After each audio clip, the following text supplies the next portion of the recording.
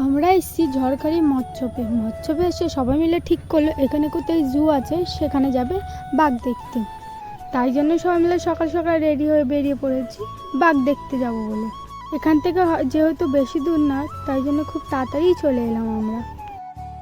তারপর আমরা সুন্দরবন দেখতে দেখতে সোজা চলে গেলাম 1 নম্বর গেটের সামনে।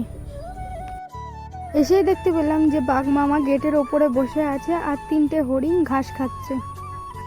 কিন্তু আমাদের কপালটা এত খারাপ যে আজকে পার্কটা বন্ধ ছিল। আজ ছিল বৃহস্পতিবার, আর বৃহস্পতিবার পার্কটা বন্ধ থাকে। তারপর আমরা এখানে একটু ঘোরাঘুরি করতে করতে সামনের দিকে যাই। আর যেহেতু আমি আগে একবার এসেছিলাম এখানে, সেই জন্য আমি এই দিকটা চিনি। তাই সবাইকে ডেকে নিয়ে গেলাম ওই নদীর ধারে।